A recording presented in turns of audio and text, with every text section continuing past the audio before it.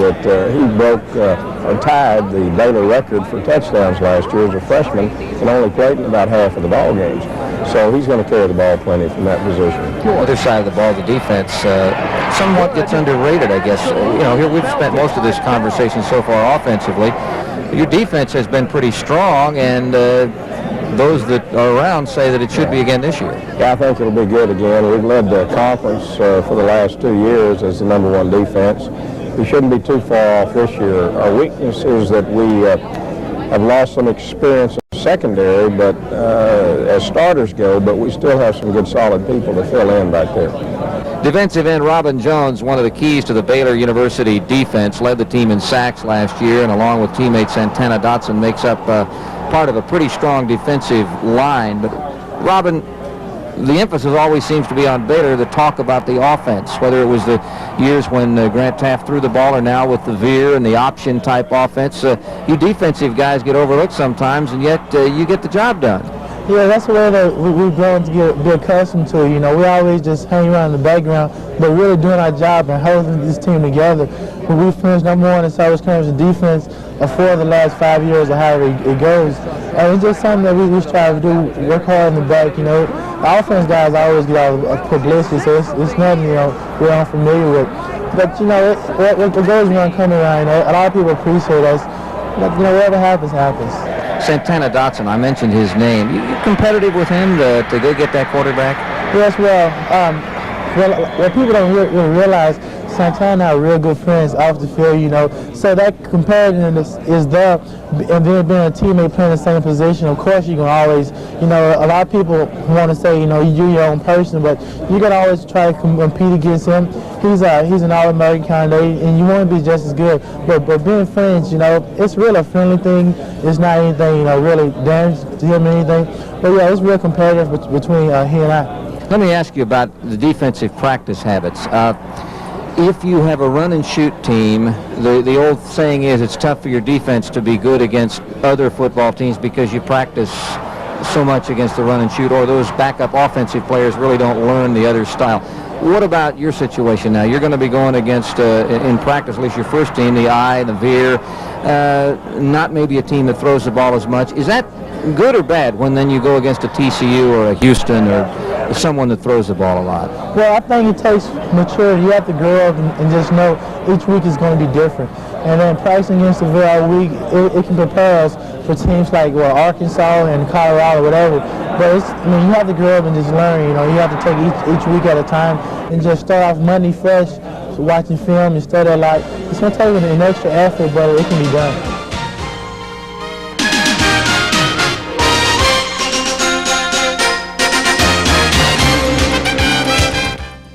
Baylor taking on the University of Colorado, joined now by the head coach of the Baylor Bears, Grant Taft. And Grant, 20 years in Waco, Texas. Is it sometimes hard to comprehend that you've been there 2 decades? Well, it really is. I'm starting to recruit the sons of my former players, so that means we've been there quite a while. But it's been, for the most part, really a wonderful experience, and we love Baylor and love the Baylor people, and we are proud of where our program is and where it's going.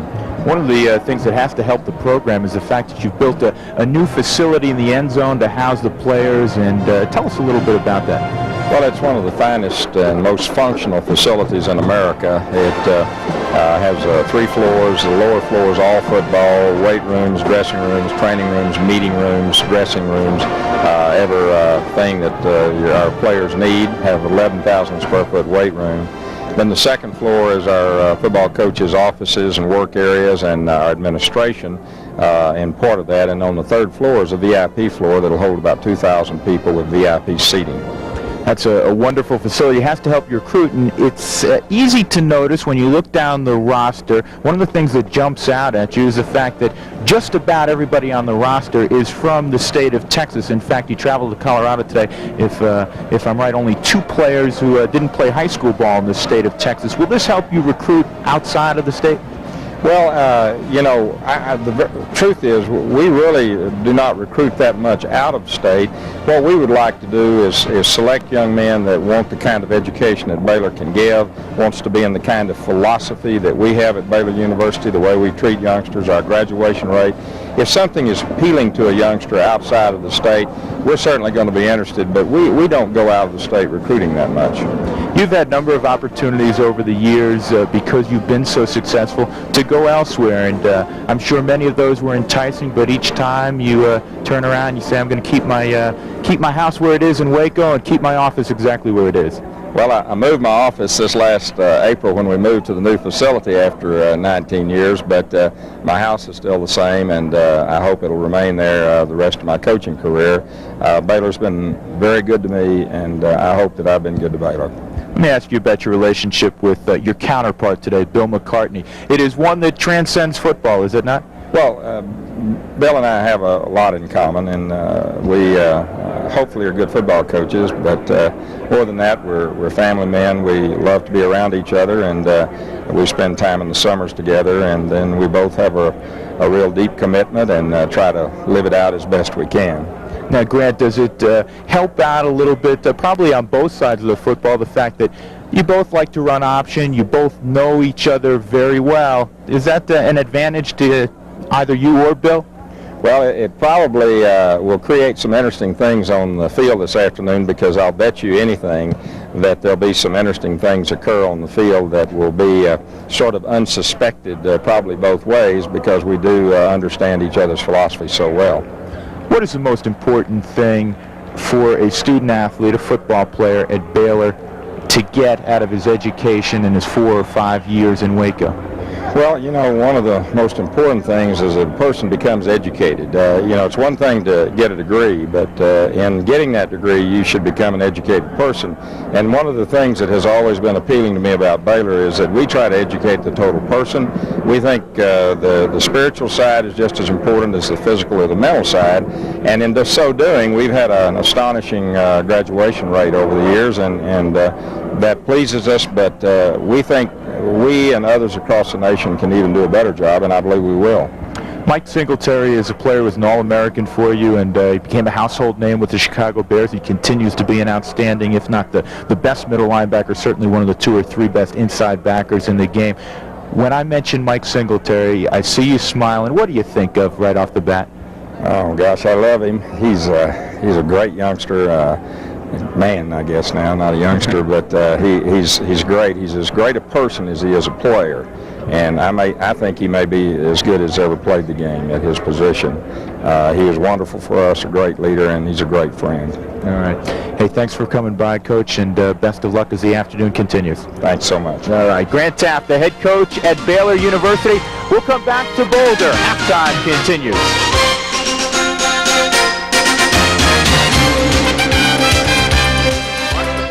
And actually mixing it up. They had good balance, and they have over 100 yards more than Colorado in total offense.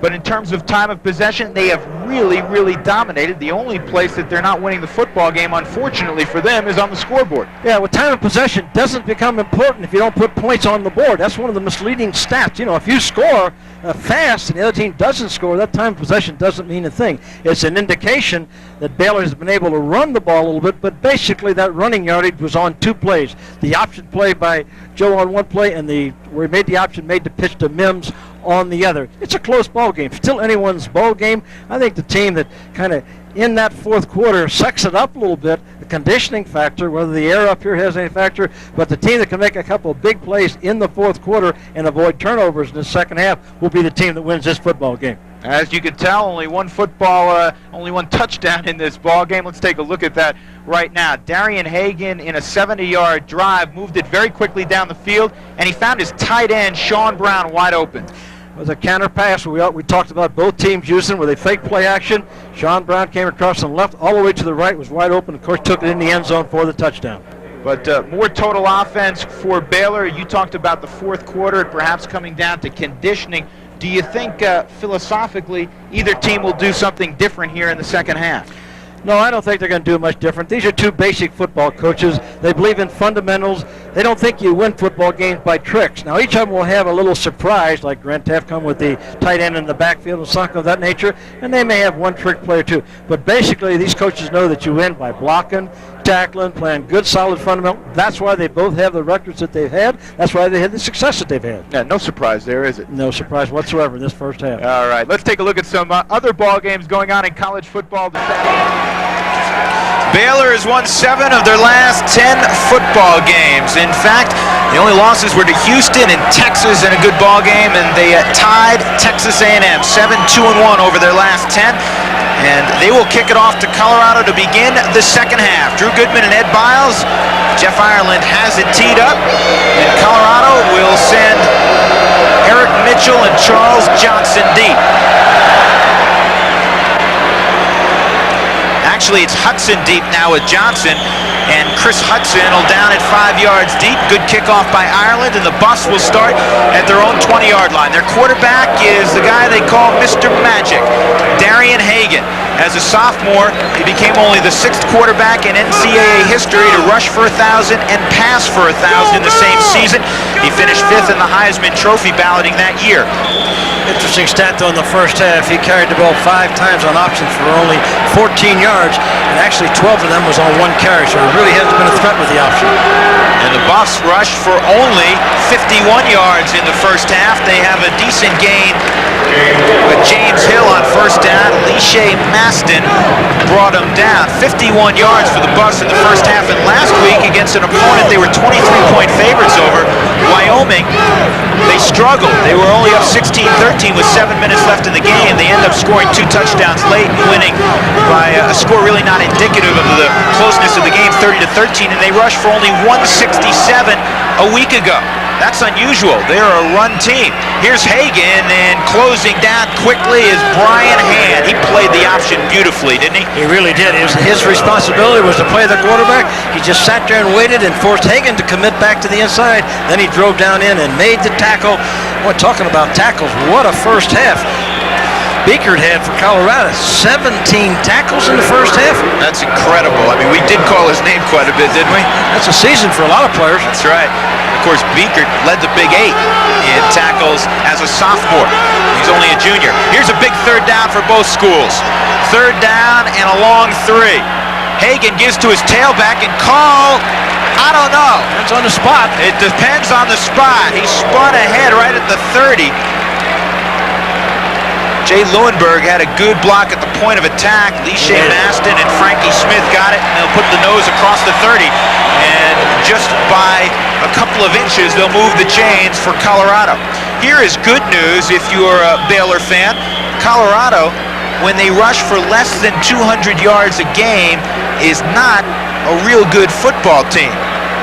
They are 5-11 since '85 when they rush for less than 200 a game, just 51 in the first half, and already we see a trend here, Ed.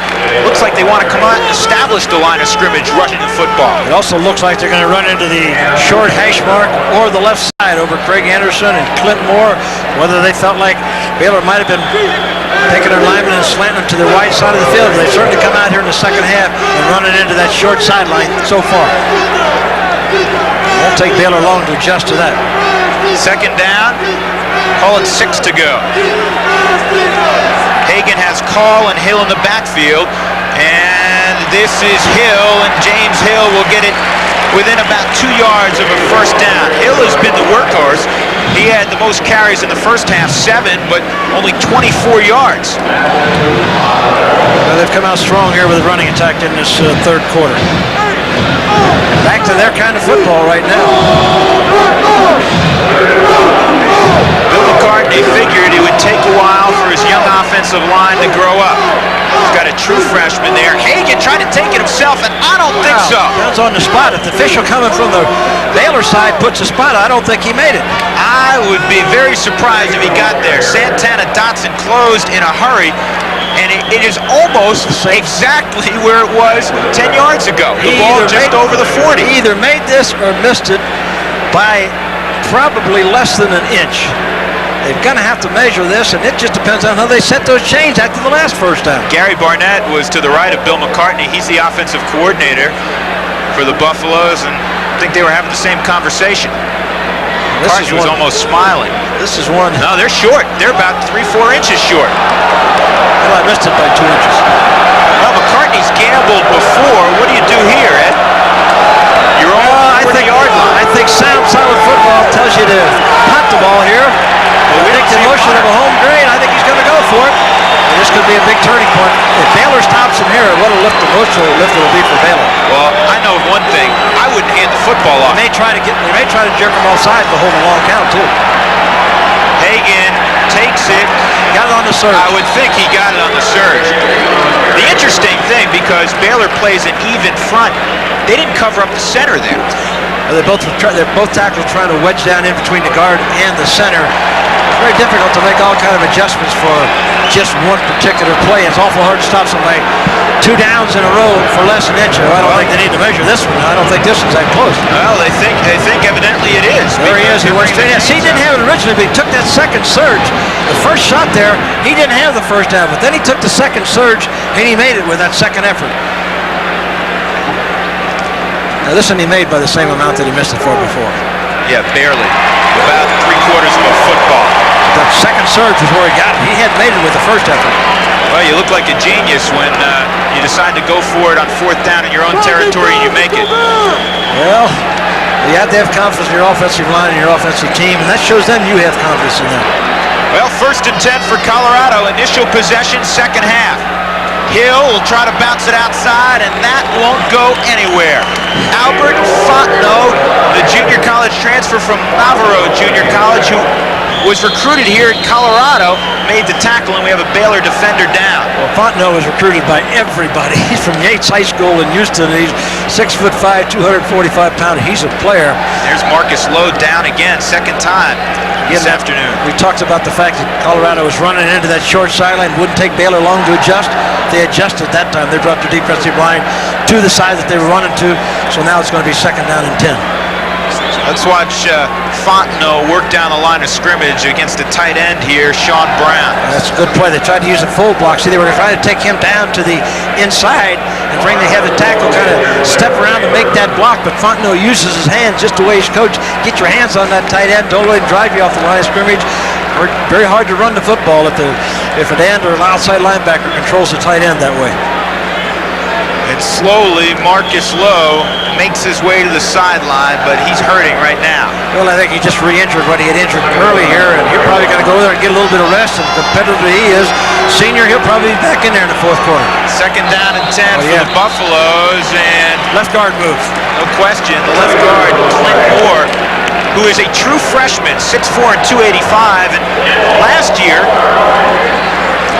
he was a defensive player in high school, so he hasn't played offense in a while. That offensive line for Colorado, a sophomore, a freshman, a senior in Lewenberg, a sophomore, and then a junior who's really never taken too many snaps. I'll tell you what, they got one down here. They got a freshman from Clements High School who was all used to Brian Stotberg, who's not playing this game, but he's going to be ready to step in there in a year or so.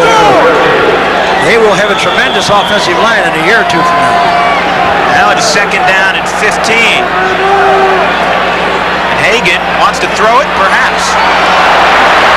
He'll dive to the original line of scrimmage, so give him 5 yards on the scramble up the middle. Good pressure. Looked like a quarterback draw from the get-go, didn't it? Yeah, I couldn't decide whether it was a quarterback draw or whether Baylor just got that quick pressure on him and forced him to go up through there, because they was anticipating pass, so they were layering their ears back a little bit. Forced now 3rd and 10. Possession play here early in the 3rd quarter. Colorado has to get the football to the 49-yard line of Baylor.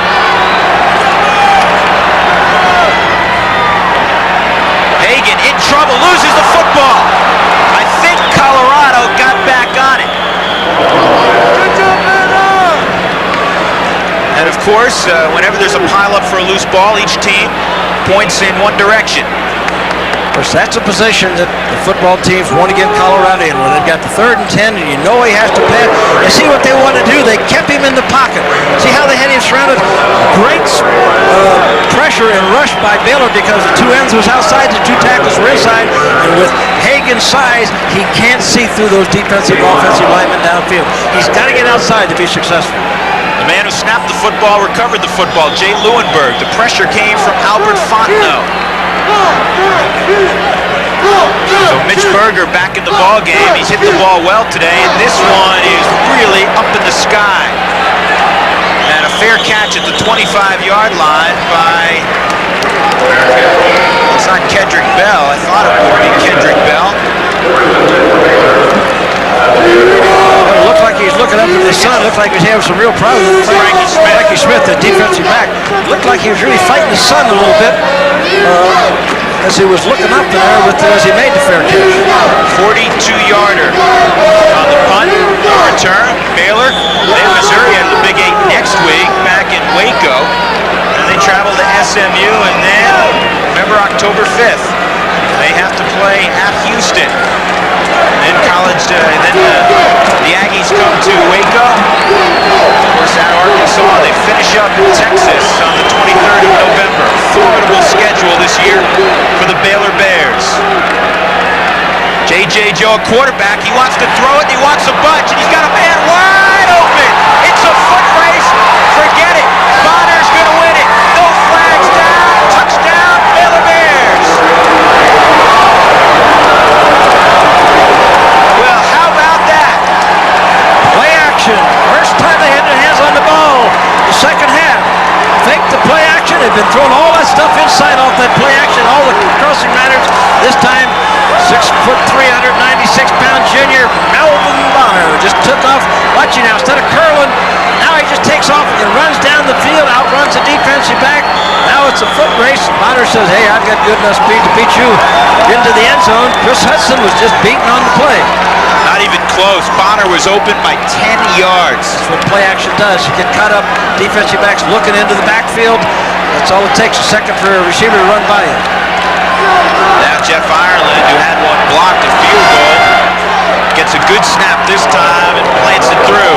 It is Baylor 10 and Colorado 7 with 10:23 left in the third quarter. 75 yards from Triple J to Melvin Bonner, the junior from Van Fleck.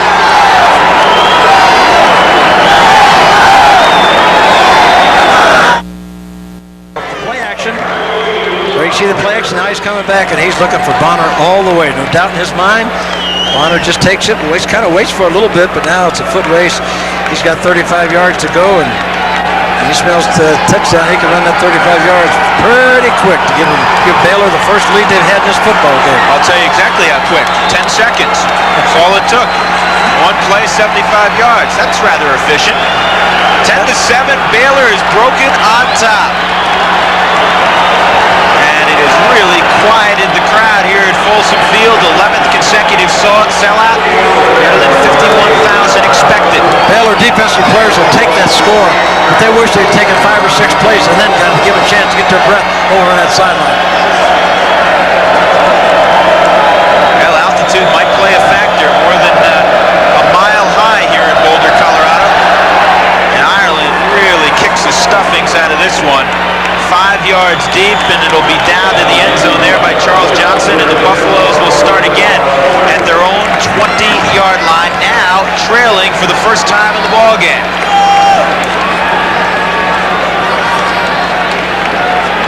And Baylor needed that. They needed something to fire themselves up. They didn't really have momentum going to the locker room because instead of closing to 7-6, they had a short field goal pushed right back in their face. 25-yarder that was blocked. Well, they really struggled the first half. They fought hard. They're lucky they were kind of hanging in there 7-3, and they needed something good to happen to them, and it did.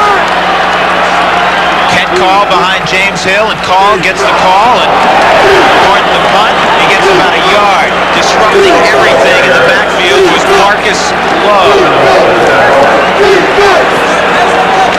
So Lowe is back in there. He hobbles off, and he hobbles back on, makes a big play in the backfield. It'll be second down and 10 with an even 10 minutes left in the third quarter. Trainer took some magic tape over there. That time he put green tape on instead of white tape. That helped him. I always wondered how that worked. Johnson now in motion, double tight end for Colorado. Come on, dude! Come on, Now Johnson the other way. Good job of contained, flag down, ball complete.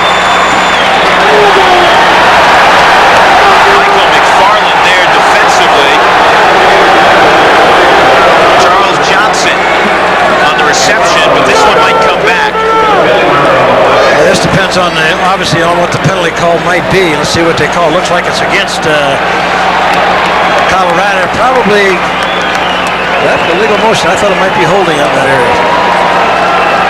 Man in motion probably turned up before the ball was snapped. That's probably what happened. That's what Coach McCartney's telling him right there. Well, another Baylor player hopping off here. That's Clifford Ellison, the senior in right corner.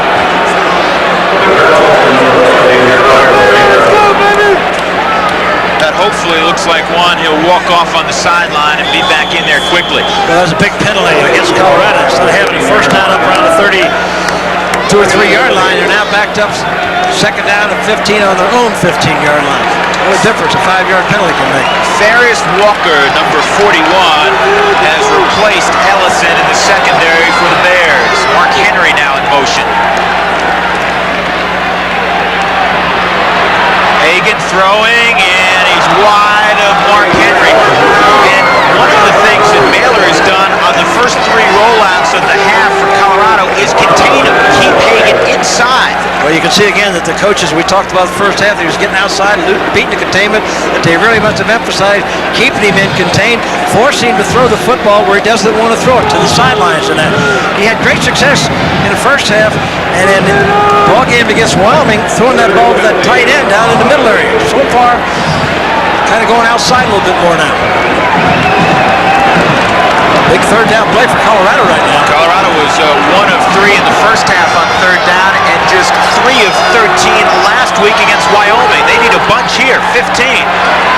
Hagan in trouble, now throwing downfield. He has Henry at the 32-yard line, working back toward the line of scrimmage. A great route and a great throw by Mr. Hagan. Right in front of 41 Ferris Walker, who, to his credit, had pretty good coverage. Well, I'm going to tell you one thing. The whole play was made by the receiver. Watch him come back to the ball here. He's in containment. He has to throw it, but the receiver does a great job driving back, getting far enough beyond the first down chain to make the first down. Great, great play. Henry knew exactly what he had to get. He got it. Look where he comes down with that football. He was a walk-on 4 years ago. Well, remember that play if they continue to just drive and score. Big first down for Colorado. They had done little on offense. Here comes a reverse. 86 with the football's Rico Smith, and he'll get 12 yards, but that's not bad because we've seen so many times in the last 2 years, especially with Mike Pritchard, who was the first-round pick of the Atlanta Falcons, running it, that play go for 70 instead of just 10 or 12. Play looked like it had good development. The defensive end over there, watch the development of this play. Watch him come back around. You can eventually see him outside over here. See, they had Robin Jones to the inside. He got outside. A good recovery by several of the Baylor defensive players to make that play. Brian Ham being one of them. Frankie Smith, this could be a out. Ken Call with some room will get it to the 48-yard line of Baylor. That one looks strange, Ed, in developing. Call got it so far in the backfield. Well, it was slow developing because Hagan got way to the outside before he actually made the option pitch. Baylor was stringing it out at the last minute. Hagan made that pitch. Crawl again, showing you the fact that he really just doesn't have that breakaway speed. He's a good back, but doesn't have that breakaway speed. Well, Call had 50 yards and a touchdown last week, and James Hill said he was so nervous he was shaking in the huddle. It was his first college football game 2 years ago. He's playing high school ball. Call looked good there, and he'll pick up the first down on the Baylor 38-yard line. Colorado's got a good drive going. They've been mixing it up. They got Baylor a little bit off balance. Completion of that third down pass play was a big one, though. And then coming back with the reverse.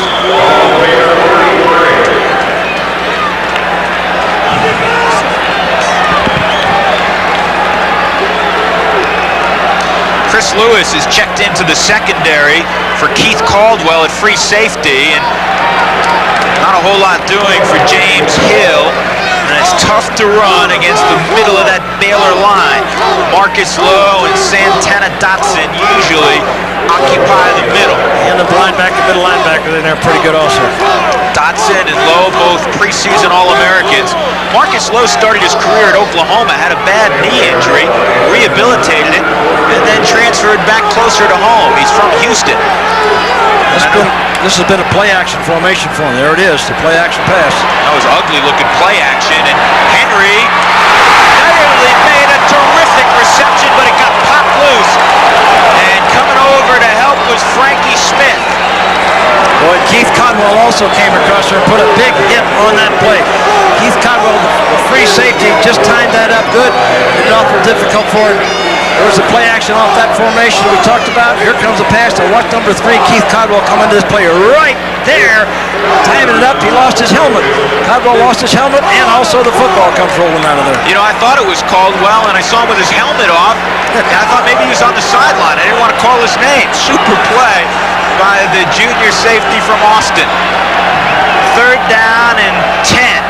Blitz coming, Hagan reads it, and he misses the man crossing the middle, which was Henry, and that would have been short of a first down, and this time McCartney won't go for it. He'll send in his punting unit and try to pin Baylor deep. Hagan just didn't have quite the patience. I think he felt the blitz, but it wasn't as close to him as he felt it was, and he delivered the ball a little too soon. Henry might have taken that pass and broken it open for the first down if he'd had patience and taken a little more time. Yeah, he did rush it. He did have more time. Blitz was picked up pretty well. Lee Miles is back at his own 10-yard line. Berger will hit it close to midfield.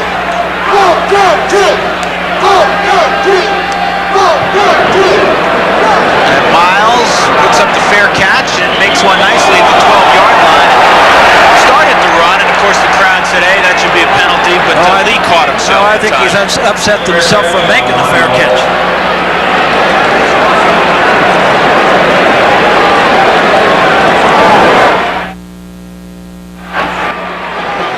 Folsom Field in Boulder, Colorado. The Buffalo is the consensus national champions a year ago, unless I imagine you live around Atlanta, Georgia. You'll get an argument for the Ramblin' Wreck at Georgia Tech. But right now, Baylor leads the football game 10-7, and the difference, a play-action pass on the first play that Baylor touched the football in the second half. Bonner snuck free, and Triple J, J.J. Joe, hit him in stride, 75 yards. And Baylor broke on top by 3. You think they'd have the courage to call that same play, except this time don't have Bonner go deep, just have him curl in there? It might be open. We'll see. Joe wants to throw it. Here's play action. There it is. And it's complete. And you know what? That's why you coach the Houston Oilers, I guess. I just thought that'd be a good play. They'd come back with it. The defense has to be thinking about it going deep. He went down there and curled. Good completion off the same action. Steve Stutzman got free. And, well, Coach, you described it. Why don't you do it again? Well, this was just off the play action. All Stutzman went down. Instead of running through to the goalpost like Bonner did, he went down and curled in there deep. Colorado defensive back says, we're not going to get burned twice in a row. Let's let him catch the one in front of us. Well, I'm impressed. Pickup of 18, 1st and 10 at the Baylor 30. Joe wants to throw it again, has a man, missed tackle. It's a foot race. Bonner is free again. Stepped out. Stepped out of bounds in Colorado territory. Let's see where they put it out. The 46-yard line. That was very close to going the distance again. Somebody missed a tackle in the secondary, and Bonner was all alone. I think you have to be impressed. At halftime, apparently, Grant Taffet, his offensive coach, said, look, we're not having much success running the ball. Let's put it in the air. And that's what they've done so far here. 3 plays in the 3rd quarter, 3 passes. That really should start opening up the running game inside. Now Strait might do something inside. Greg Thomas, the all-Big 8 safety, missed a tackle. Joe takes it himself. At 99, Leonard Renfro horse collars him after a pickup of 4. Now Baylor has Colorado off balance. I think that play was not designed for Joe to run. I think he just didn't quite get there. The handoff was straight, and he had to take it and just follow it back in the hole himself. But as you said, now you kind of got Colorado. Baylor's got Colorado guessing a little. They're going to throw the ball that much this second half. Ball rests inside the 43 of the Buffaloes. Lee Miles splits out to the near side.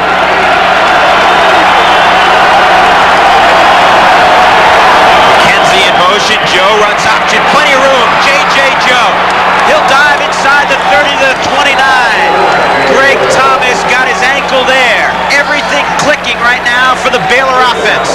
he is. That just was a good example of what the option play will do for you. He sends McKenzie in motion. He goes down. McKenzie leading the play downfield. Now that's a surprise of what he did with that stacked eye where he's taking the tight end out to get the kick-out block. And if he could have avoided that tackler, he could have went all the way to the end zone. 5:14. Clock stopped. 5:14 left in the third. Baylor from the Colorado 29. They lead by 3. Crowd trying to rally the Buffaloes. Here's Mims. And this is blown dead. I think you're right.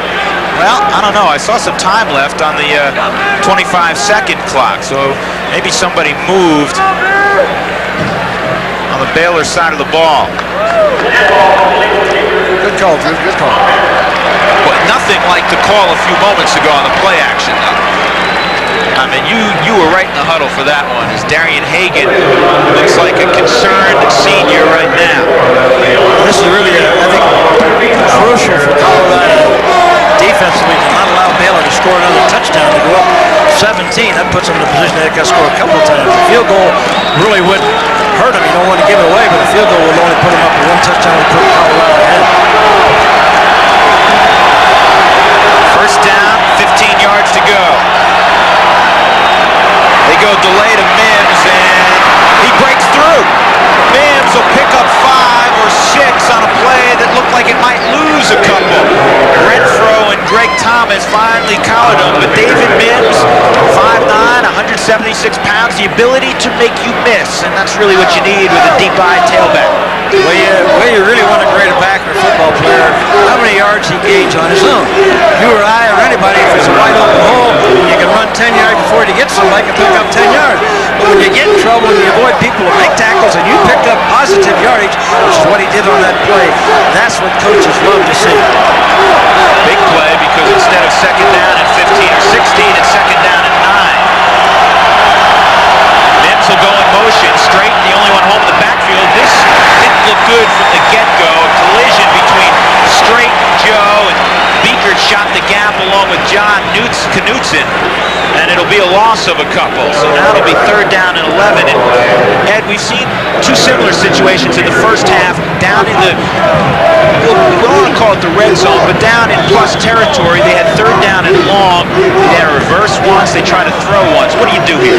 Well, I think right now he's going to probably have to put the ball up in the air. And I think he would love, if he could, to get Joe in a position to the outside where he can execute the run option type of it.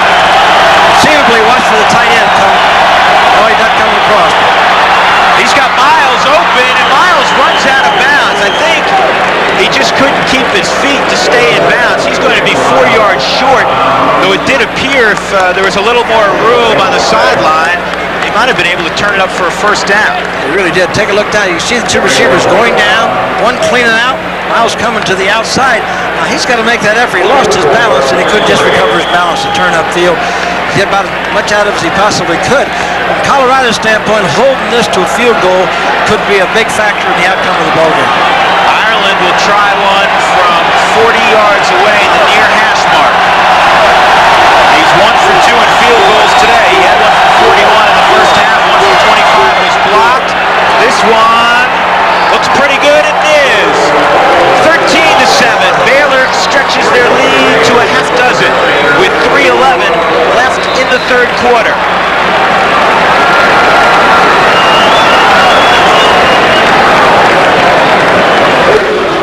Will do, isn't that right, Ed?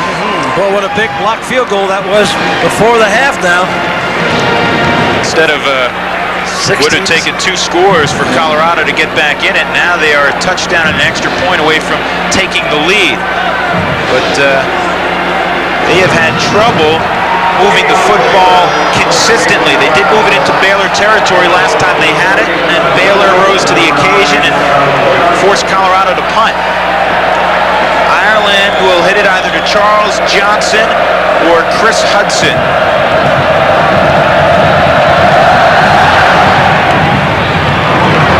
And this one will sail out of the end zone. Johnson catches it 9.5 yards deep, and once again, Colorado started at the 20. And Ireland says, if I'm going to be drafted by a pro football team, please, Denver Broncos, draft me with this high air. I can kick them all over the place with this high air. Scoring drive, 8 plays, 64 yards, and when it broke down, Ireland came in the ball game, and it's so important to have a strong kicking game. They make a difference. Those special teams make a difference in about 2 games every year. Double tight end for Hagan. Rico Smith goes in motion, and Darian wants to throw it on first down, and he has Smith open. Good pass, good catch at the 34-yard line, bumped out by a strong safety, Michael McFarland.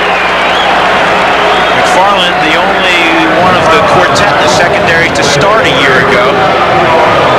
They're getting single coverage out there, and he's doing it off the rollout. Baylor doing a good job of containing him. You see him come up in his face. Single coverage, Rico Smith had to be in pretty good shape working against those defensive backs, especially with the youth they have.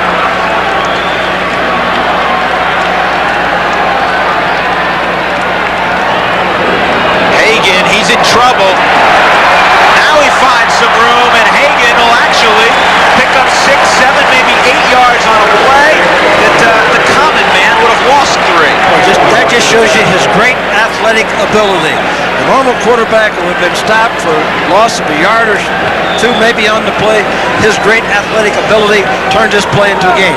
This is just strictly Hagan. There's nothing there. He wants to go up inside, nothing there, nothing here. And watch him run to the outside, make the move here, picks up that, turned into be about 8 yards, strictly all on his own. I have a question for you after this play. Second in a couple. Hagan to Smith on the little hitch pattern. He'll have first down, and they'll tack on 15 for a late hit. And we've seen 3 of those today, 2 against Colorado, and now 1 against Baylor, and I think they'll get 96 Albert Fontenot. And that's just a dumb football play. It's not great position. You talk about helping a team. This is a play where they try to hit their wide receiver to tackle out leading it. And of course, you see the late hit coming across there.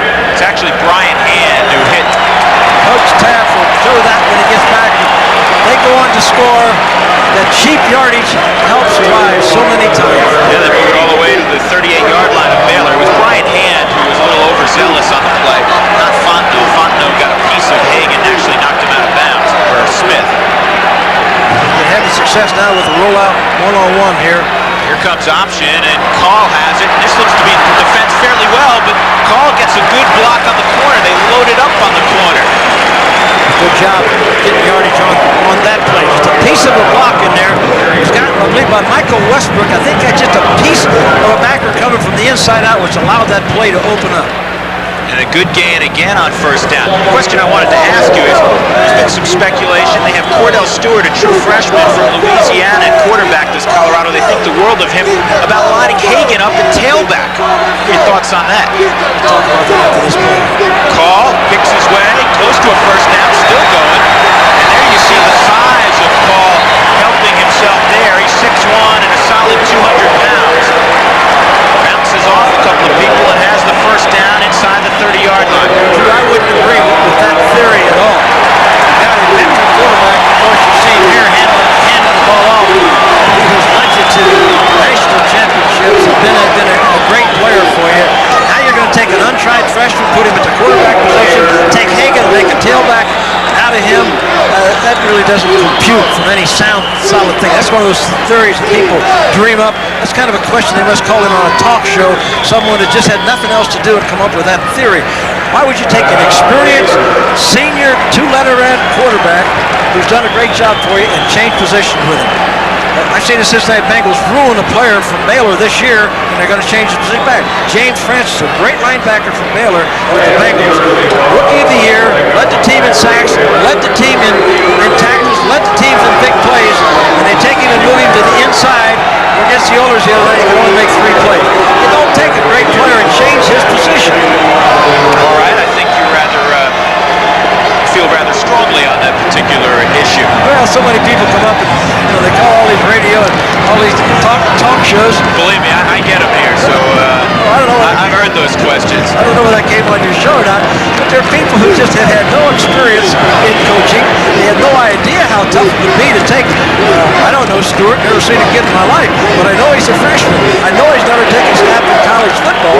For him to step in there under the pressure of what he would have to do to replace Hagan, you got to be kidding. And there seems to be two dirty words in coach's dictum. One is freshman, the other is rookie. Well, you know, Isn't that true, yes and no, but they usually cost you and make some mistakes.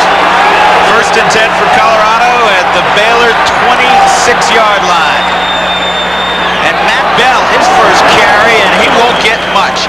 Marcus Lowe shed a blocker and ended that play rather quickly. Well, it wasn't because of Roger Ivy, though. The right guard had a great block on that play. The sophomore out of Cleveland, Ohio. You know, it's a tough assignment, speaking of freshmen and true freshmen. 66 at left guard for Colorado, Clint Moore, and he was the top recruit in the state of Colorado, but kind of hard going from high school football to playing in front of 50,000 against an All-American candidate, Santana Dotson. Great experience for him, though. Great experience for him. He will really learn and grow from this game. Take your choice who you want to call offside, Dotson or Lowe. Who you like? Well, I'll tell you what, we're blaming on them both. That's a big play right there because Colorado, for the first time in several first downs, did not pick up a good chunk of yardage. They had a 2nd and 8. Now they're going to have a 2nd and 3. Baylor has aided him very much here with 20 yards. Looks like the center dipped the shoulder, but Baylor has aided him 20 yards in penalties. He had an unnecessary roughness penalty, and now this penalty on this drive. Colorado out of their flex bone offense. They go straight ahead. No, Hagan will keep. Hagan keeps his feet. Hagan inside the 10 to the 8-yard line. Darian Hagan, the senior from Locke High School in Los Angeles. And you want to change possession. I was just passing along one-man spots, Ed. Much is great play by Hagan. Much is, again, his athletic ability. There's nothing there. Look at the white jersey. There's a miss. There's a miss. There's 2 misses. There's another miss. Took that yardage up basically all on his own for first down. Goal to goal. Colorado trying to answer that touchdown of Baylor's. Baylor will have to dig in here. Last time Colorado had a goal to goal in the first half, they created a turnover. Rico Smith thinks he has something down here. Double tight end. Call will lose a bunch. I mean, there were 4 white jerseys in there led by the man who has made a career of making big plays, Santana Dotson, 6'5" and 264 out of Jack Yates High School in Houston. Well, he took an outside charge that time. He went to the outside shoulder of Moore. I'm sure he was protected on the inside, and I'm sure Moore didn't have much of a chance to block it because he just lined up one. That's going to be the last play of the quarter. That will do it for the 3rd quarter. We'll come back to Boulder. Colorado threatening their trail at home by 6.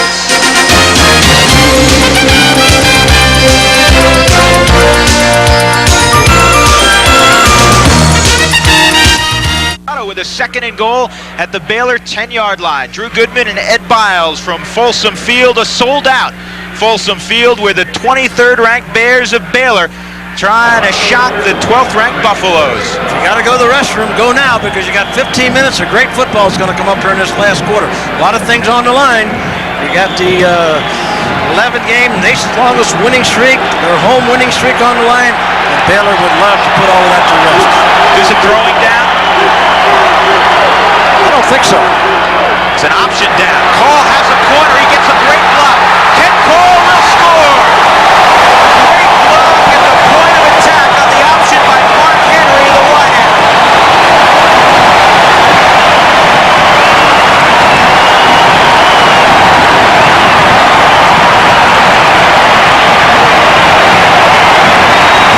There you see it. I think they went on a quick count. Although that Baylor was ready for it. They got up in the line of scrimmage. They went on the first count. And boom, Baylor kind of sitting back on their haunches. They got into their blocks, took it into the end zone, and now they got a chance to take the lead. And this is a huge extra point. Harper tacks it on.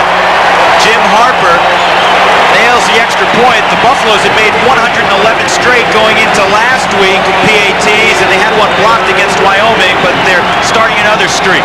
He wasted no time in throwing that option out there. Look at the people downfield. Just almost walks it into the end zone. 10-yard run for Colorado and Ken Call. They lead by 1. Receivers do a lot more than that. Take a look at what Johnson did. He's down there, gets a shield block, comes off of that, now gets the block that puts him into the end zone. Charles Johnson talked about receiver giving you something extra. Right there is why they have the nation's longest winning streak going. You got football players giving you extra help on plays when they were assigned to one man. He came off of that, just got enough of a piece to let Call to get into the end zone. Lee Miles and Reggie Miller back deep. Mitch Berger will kick it off. Bill McCartney told us yesterday, he said this will be one of the toughest teams to come into Boulder since we've really turned the program around in the last few years. He put them in the Oklahoma, Nebraska, and Washington, and Illinois category. I'll tell you what, that was a good scoring drive, though. They won 80 yards on 9 plays, took 3 minutes and 17 seconds. Scored, of course, on the 10-yard touchdown run. Baylor helped a little bit with a couple of cheap touchdowns in there. That was a drive that Colorado needed at that particular time. A couple of cheap penalties. You 15-yarder for a late hit, and then a 5-yard penalty when they had a 2nd and 8 set up, and they jumped offside to set up a 2nd and 2. But I think Colorado did well on that drive that they hadn't been able to do all day was get positive yardage on first down. No question of that. I think they had positive things. They reacted to being behind in the fourth quarter.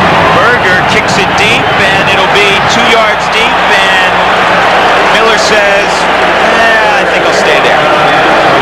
So Baylor will get it with 14:54 left in the fourth quarter from their own 20-yard line. Baylor has plenty more yardage than Colorado in terms of total offense, and they really had CU off balance, particularly the last couple of drives, mixing up the play and run. Well, they scored the last 2 times they've had the football. First play of the second half, they go 75 yards, and then the second time they had the ball in the third quarter, they drive. Ireland gets a 40-yard field goal. This is only the third time they've had the ball this half. Joe with 3 wideouts. He has a slot to the top of your screen. And here's Mims on a little draw, and he'll get a couple of yards. Closed down pretty quickly.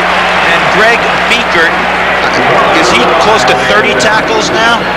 He had 17 up at halftime. He's just playing that draw tremendous. He does a good job of going back as he drops back on his pass zone areas, looking what's happening in front of him, and he's reacting right back up there every time they try to run that draw.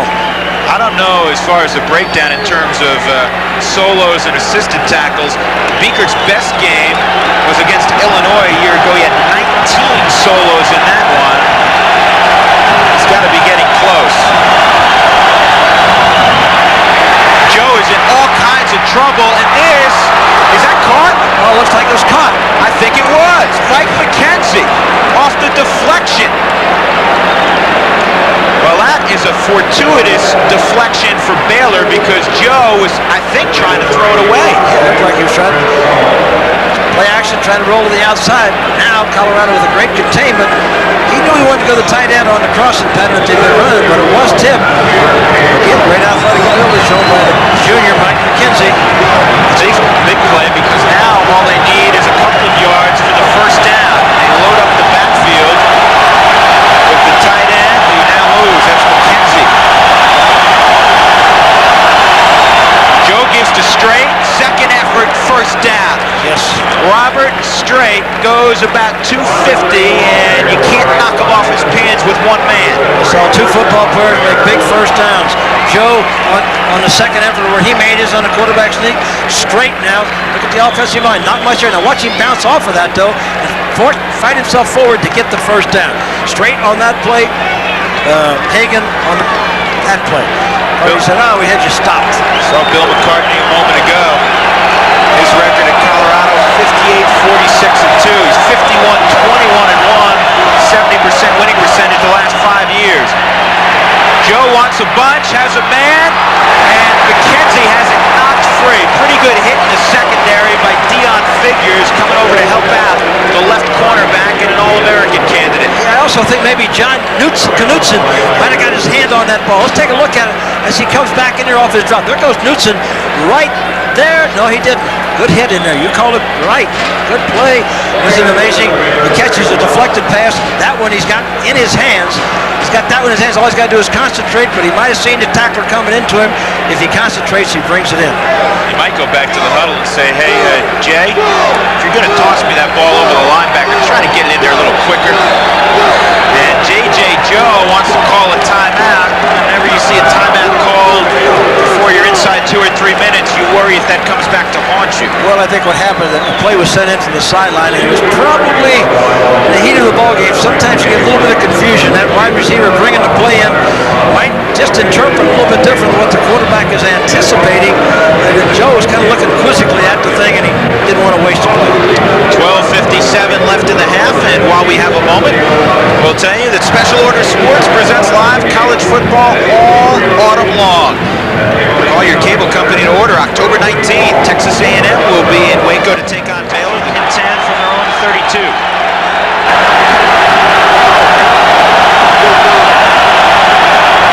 The fullback has the football, Robert Strait, and he's tackled almost immediately by, guess who? 19, junior Greg Beaker, who's going to have a couple of sore shoulders tomorrow. If they win, he's going to be happy sore shoulders. Now it's 3rd and a long 7 for the Bears. Well, talk about a big play now. 12:30 to go in the 4th quarter. They want to turn the football back over. Trail by 1. Twins to the near side. Single wide out to the top for Joe. He's got all kinds of time. Now it breaks down. What a grab. It'll go for a first down. Robert Strait shows you what a great football player he was on that play. Now, this is a big fullback. This is a big fullback that you don't think he can do that. He comes out of here late. Watch him come out of here late. He's in the pile. Now he's coming out of it begging for the football. Joe picks him up. And look at this, the one-handed catch. Talked about another catch. I guess that's how you... There's the defensive coverage. Let's see what they're playing. Playing zone. Look at them dropping back. See, they're 5 men underneath too deep. But now they have to react back up because of the short pass that was thrown. Straight turns it into a big first down. Back live. Short gain by the man who made the great catch, Robert Strait. And again, it's Beaker. He was assisted by Leonard Renfro. I mean, this is starting to be redundant. The number of times we have called Greg Beaker today. Simply amazing. The junior business major from Longmont, Colorado. 11:35, clock moving, 14-13. Baylor losing by just a point. The football at their own 49. And Joe blitz coming, and he's going to be sacked. Chad Brown from outside got him. Brown had 2.5 sacks last week. I thought for a moment he was going to be able to get away. If he had gotten away, it looked like he might have turned and run the ball. But a great play here to the counter play. We see Brown coming untouched to the backside. If he misses this tackle, well, Joe's going to turn into big grounder. But again, Chad Brown made a big play at the right time. You can count on him. 2 letters already. He's a good football player. McCartney loves his 2 outside backers again this year. Wolford and Brown. 3rd down and 14. Pressure coming, and Joe is in a world of hurt. He gets away. Knocked down in the secondary. A superb play by 13, Ronnie Bradford. Boy, he couldn't see him, but Lee Miles was open on the sideline and would have walked it into the end zone on that particular play. Now Hagan got open. I'll never know. Lee Miles, everything over here is going to eventually converge in. Now he's scrambling. Now he's looking around. Watch when he throws it into traffic. You can't see Lee Miles, but he's out to the right and wide open, begging for the ball. So Colorado gets a lot of pressure on Joe. You're right. I don't know how he got free there. You ask your secondary to do extra duty covering for that long. Here's the punt from Brentham. Another pretty good job. Hagan back at his own 13, trying to get to the wall. Hagan's got some room. Hagan is across the 25 to the 29-yard line. 10:28 to go in the 4th quarter for Boulder. The Buffaloes have the football and the lead. Difference in the ball game right now. Well, that Hagan is exciting. You know, they could put him back here for punts just to fill the stadium. Every time he gets back and the ball's punted, it's like, you know, it's like someone's saying mass. Everybody rises up. He's broken a couple, or nearly broken a couple today. And last week he had a 37-yarder and a 30-yarder, and now he assumes his position under center. Here's Kent Call. And Call weaves his way for 6 or 7, 2 hands around the football. Just got a little bit of a feeling right now, Drew, that maybe that Baylor defensive line and linebackers have been playing their hearts out, just might be getting the least bit tired, and this different air conditions up here. When you were coaching with the Oilers, and I don't know if you came to Denver and played, you did. Obviously, when you were coaching as a coordinator, is there something you prepared differently for a team going to altitude? No way, nothing you can do. James Hill will have the first down, I believe, across the 39-yard line. Teddy Patton brings him down. Basically, you really almost try to ignore it and try to act like it's not there because you don't want to really become a psychological factor from your player standpoint. But it's there. There's no question that it's there. And no question, I think we said earlier that one of the things I would be concerned if I were really Baylor is you get into the fourth quarter of this ballgame, whether you were as strong physically as you'd been. Well, I know a Houstonian that really doesn't like the altitude. That's Akeem Olajuwon. He does not like playing here in Denver against the Nuggets. Call picks up 4 or 5 there. Right, you usually can find him kind of really sucking air after he's got to run up and down that basketball court a bunch of times.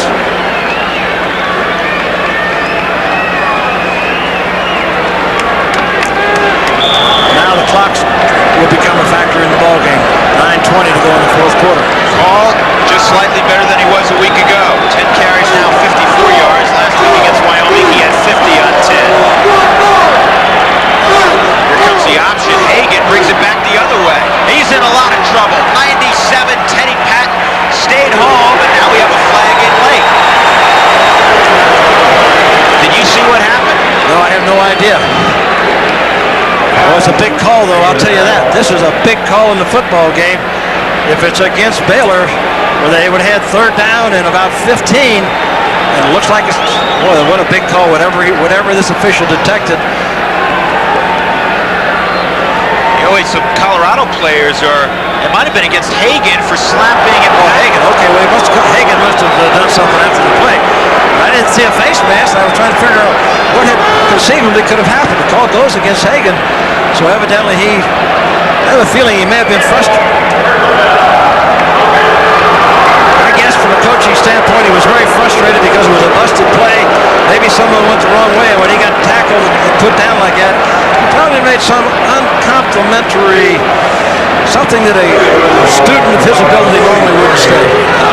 Probably not, but that is a huge penalty because instead of what you would consider a makeable third down, they have third down and 27 to go. It was after the play was over, so they did lose the down. It's now third down, and this could be a big factor in field position if Baylor holds them on this down. Be surprised if they threw it here, but that's what they're going to do. And Sean Brown's open, but he'll only get to the 40-yard line. He needed to get across midfield. Brian Hand closed quickly. Well, that was big yardage. So that 20-yard completion, Coach McCarthy knows he's off of the field. That 20-yard completion just adds on to whatever this punt is. If it's a 30-yard punt, that makes it a 50-yard punt. It makes Baylor go that much longer. Mitch Berger getting set to punt. Following the pennant races, the Dodgers lead the Braves 2-0 in the first. The Dodgers won last night behind Darryl Strawberry, but it is raining at Fulton County in Atlanta, and they're in a delay. Berger unloads a beautiful punt. Lee Miles will hope this sails into the end zone, and it does. A 61-yard boot. Just remember that big 20-yard completion and what that did to that punting situation. Coaches in this type of game are really aware and concerned about field position. If Colorado had to punt from deep in their own territory, that ball wouldn't have gone into the end zone, and Baylor might have had it on a 30 or 35. Now they've got 80 yards to go with 8 minutes to go in the ball game. Pay attention to trends. Colorado, when they score first, check that, when they're leading at halftime, have won 27 of their last 28. When they score first, they won 28 of their last 30.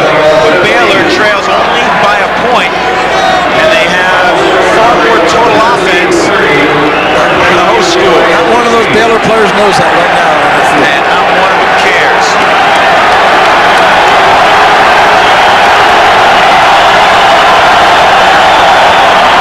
Joe give off to Mims, and he'll wind his way for nearly 9, maybe 10 yards. Good first down. A little delay to David Mims, the junior from Dangerfield, Texas. Well, I think the key right now, of course, Coach Tapp, many years of coaching experience, realizes this. They're interested in making some first downs and having patience. Give him 9.5. So here's a second down. You might be able to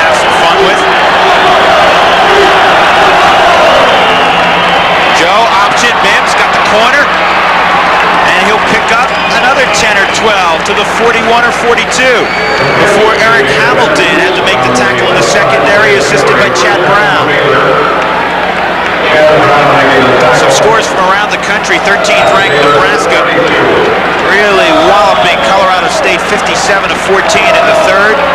Game for the Southwest Conference. Rice beating Northwestern in the fourth, 22 to 7. We'll get you some others as we move along here. 7:15 to go, fourth quarter. Baylor on the move. Joe wants to throw. He's got Miles on the outside. Brad, he loses the football. It's scooped up there by Dion Figures. Oh, a huge turnover. Colorado that ball on the 30. He can't run that ball. The ball should be spotted right there. He didn't take that in the air. I don't think that ball bounced. That should be brought all the way back. I'm not sure that he can take the ball. Let's see if this ball hits the ground, I believe. When he gets hit, let's see. There's a fumble. The ball hits the ground. He cannot advance this. It's not pro football. The ball has got to come back. But the most important thing is Colorado now has the football. They can work the clock some more. And we have a Baylor player down, number 19, Reggie Miller. Well, the official missed this play. They blew this play. I mean, it should be Colorado's ball, but not where they're giving it to him. They're allowing him to advance a fumble.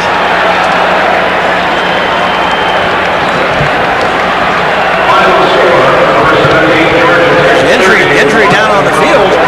We had a good shot of it. You can see that's the value. You talk about instant replay. There is the value of instant replay. Well, Dion Figures, the junior cornerback, has made a big play. Miles was in the open field.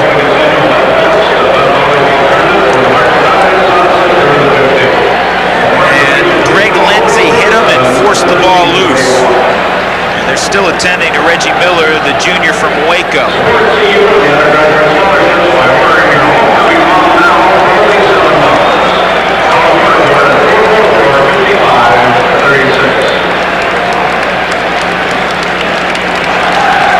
Well, that is not good.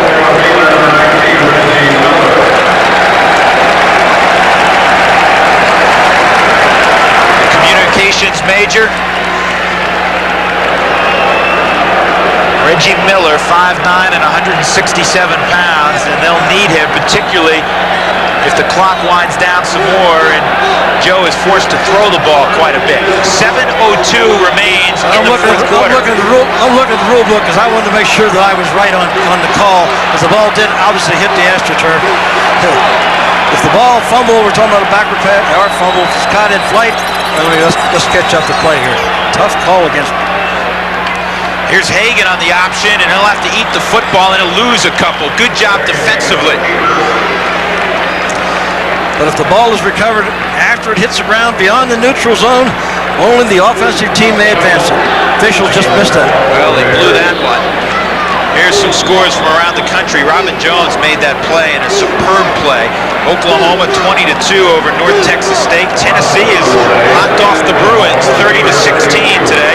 Nebraska, we told you that score. A&M big over LSU. Michigan leading the Irish in the second. Here comes Hagan. Now he gets it to call. This is defensed very well also. And if Baylor needed to rise to the occasion, this was the series to do it. Now it's 3rd down and 11.